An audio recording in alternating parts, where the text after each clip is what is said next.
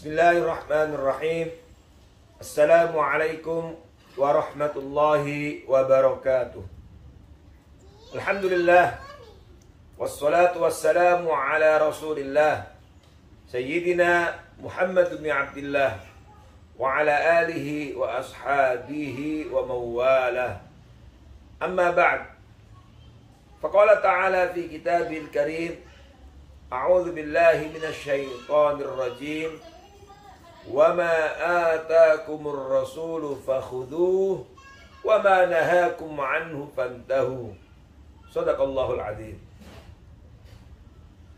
Saudara sekalian, para penuntut ilmu,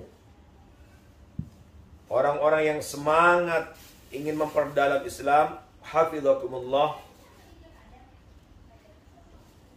Ada satu pertanyaan penting tentang mata kuliah manhajut tarjih baina mukhtalafil hadith. Limadha nadrus manhajut taufiq wat tarjih baina mukhtalafil hadith?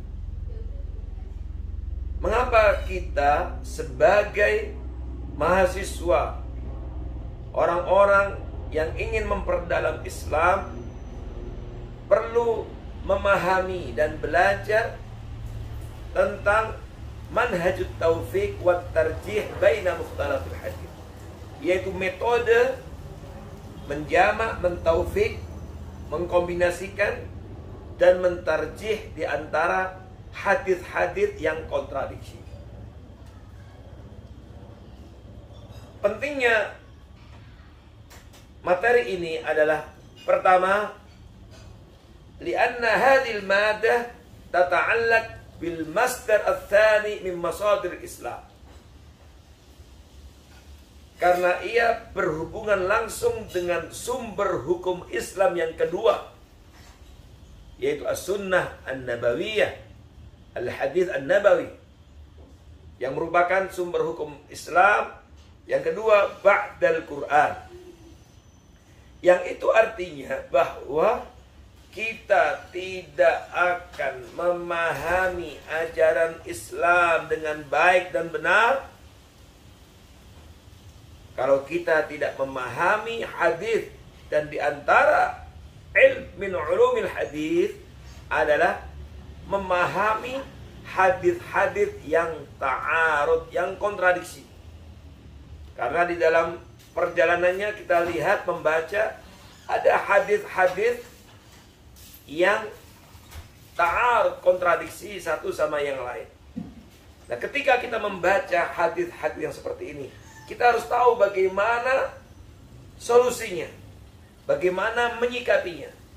Dan inilah yang menjadikan penting materi ini.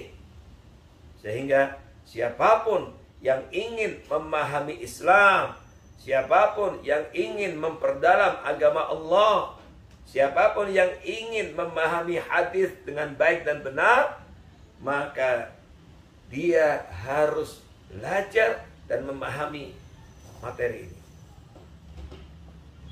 Yang kedua, manhajut taufiq wat tarjih baina mukhtalafil hadis, atau lebih singkatnya bisa kita sebut dengan manhajut tarjih fil hadis, metode mentarjih di antara hadis-hadis yang berbeda, metode memenangkan, menguatkan hadis satu atas hadis yang lain ketika hadis-hadis itu kontradiksi. Ini menjadi penting untuk kita pelajari, karena di antara kesalahan dalam memahami hadis adalah karena tidak memahami materi ini. Ada beberapa hadis yang kontradiksi, yang ta'arud antara satu dengan yang lainnya, yang harusnya ini bisa kita padukan, bisa kita taufik, kombinasikan. Tetapi yang terjadi di lapangan, ada orang yang kemudian mentarjih hadis ini atas hadis yang lainnya. Padahal sebenarnya ini bisa dipadukan. Seperti contohnya hadis Rasulullah sallallahu alaihi wasallam ya, melaknat zawaratil kubur, perempuan-perempuan yang sering ziarah kubur. Lalu pada saat yang lain kita mendapatkan hadis Nabi sallallahu alaihi wasallam, kuntu nahaitukum an ziyaratil kubur ala fazuruha. Dahulu aku melarang kalian untuk ziarah kubur, dan sekarang ziarahlah, kunjungilah kubur. Dalam riwayat yang lain, karena ziarah kubur ini bisa mengingatkan kepada kematian. Jadi ziarah kubur penting dalam kehidupan kita, supaya kita bisa mengingat tentang kematian yang pasti itu. Nah, ketika membaca dua hadis ini, maka sesungguhnya kalau kita mentarjih hadis yang pertama, berarti perempuan-perempuan, wanita-wanita dilarang ziarah kubur. Kalau kita mentarjih hadis yang kedua, Nabi memerintahkan kubur, berarti boleh secara mutlak. Karena ketika Nabi memerintahkan ziarah kubur, tentu ini tidak hanya berlaku untuk kaum laki-laki, karena kaum perempuan pun juga perlu untuk mengingat kematian. Nah, para ulama kemudian melihat bahwa hadis ini bisa ditaufik, bisa dijamak. Maka kemudian mereka menyimpulkan, bagaimana bahwa yang dilaknat, yang dilarang adalah ketika sering menziarahi kubur sampai meninggalkan kewajiban utamanya, atau ziarah kubur kemudian menimbulkan fitnah, sehingga ini yang kemudian dilarang. Tetapi kalau kemudian seorang perempuan menziarahi kubur ya, sekali dalam rangka untuk mengingat kematian, maka itu sesuatu yang tidak dilarang. Nah, pada bagian ini, kalau kita tidak belajar mata kuliah ini, ilmu ini, tidak kita pahami dengan baik, maka seseorang bisa jatuh kepada pemahaman yang salah, kepada mauqif khati', sikap yang salah. Ada lagi beberapa contoh yang lain ya. Yang ketiga ya, kita ambil yang ketiga dulu. Urgensi pentingnya belajar mata kuliah ini adalah bahwa ketika kita memahami dan belajar mata kuliah ini, maka ini bisa menjadi jawaban bagi musuh-musuh Islam yang ingin al-qadha 'alal Islam, menghancurkan Islam melalui hadis. Masuk ke pintu ini dengan menimbulkan syubhat, menyisipkan syubhat dan menyusupkan syubhat di kalangan umat Islam, bahwa lihat tuh, ajaran kalian kontradiksi. Yang satu bilang begini, yang satu bilang begini. Bagaimana mungkin ajaran yang kata kalian itu hak lalu ada kontradiksi? Bagi sebagian orang ketika disampaikan syubhat seperti ini, mungkin ada yang terpengaruh pikirannya, otaknya. Maka ketika kita belajar materi ini, ilmu ini, kita pahami dan belajar, maka kita bisa menjawab bahwa kasus-kasus yang terjadi pada hadis-hadis yang kontradiksi itu sesungguhnya sudah ada solusinya. Dan karena itu mempelajari dan memahami materi menjadi penting. Dan materi ini sesungguhnya bukanlah hal yang baru. Sesungguhnya pada zaman Rasulullah SAW, para sahabat Rasulullah SAW juga mengamalkan materi ini, mengamalkan tarjih. Kisah yang sangat populer yang banyak menghiasi lembaran kitab-kitab klasik, kitab-kitab Islam, yaitu ketika Rasulullah SAW berpesan kepada sekelompok orang sahabat yang akan berangkat dalam sebuah misi menuju Bani Quraidah, Pada saat itu Rasulullah SAW bersabda, la yusalliyanna ahadukumul asra illa fi Bani Quraidah. Janganlah salah seorang kalian ada yang sholat asar kecuali telah tiba di Bani Quraidah. Kecuali di Bani Quraidah.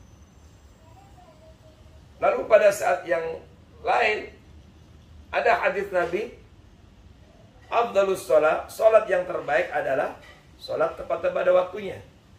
Afdalul a'mal, amal yang paling baik adalah as-sholatu li waqtiha.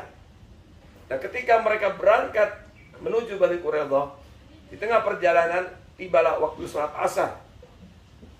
Mereka sebagian mengajak saudaranya untuk melaksanakan sholat asar dengan mengambil tarjih hadis bahwa Nabi bersabda amalan yang terbaik sholat tepat pada waktunya. Sementara yang lain mengatakan tidak. Bukankah Nabi telah berpesan kepada kita, kita tidak boleh sholat asar kecuali tiba di Bani Quraidah? Maka terjadilah perbedaan pendapat.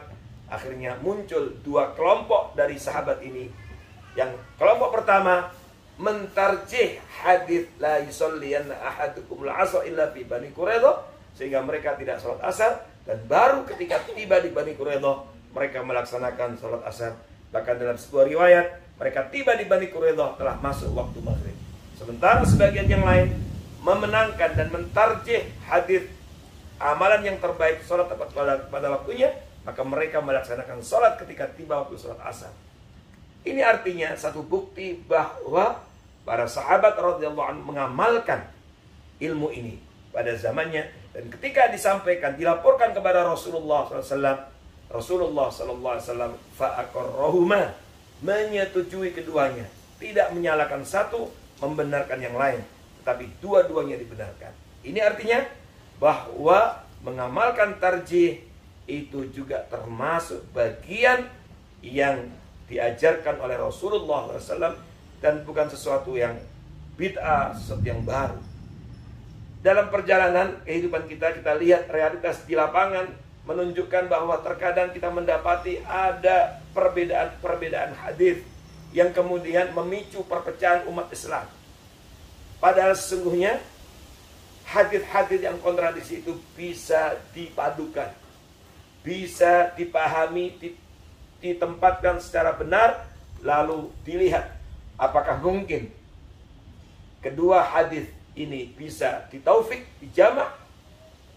Dan kalau memungkinkan, ketika ada dua hadis yang kontradiksi, memungkinkan untuk dijamak, wal jam'u aula minat tarjih, maka menjamak, mengkombinasikan, memadukan dua hadis yang kontradiksi itu jauh lebih utama, lebih diprioritaskan daripada mentarjih. Sebab kalau kita mentarjih hadis satu, berarti kita mengamalkan hadis ini dan kemudian meninggalkan hadis yang lain. Sementara kalau kita menjamak, mentaufik, berarti dua-duanya bisa kita amalkan, hanya kita memahaminya dengan baik. Dan ini merupakan ilmu yang penting. Dan ulama pertama yang membukukan ilmu ini adalah Al-Imam Asy-Syafi'i rahimahullah dalam bukunya Ikhtilaful Hadis. Dan kemudian berkembang ilmu ini sampai sekarang.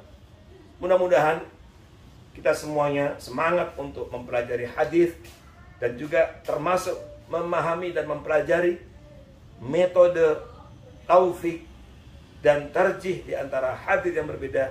Dengan demikian kita dapat memahami hadis dengan baik dan benar, dan itu mengantarkan kepada kebaikan keislaman kita, dan akhirnya kita meraih kebahagiaan di dunia wal akhirah. Aqulu qouli hadza wa astaghfirullah li wa lakum wa fawqa kulli dhi 'ilmin 'alim.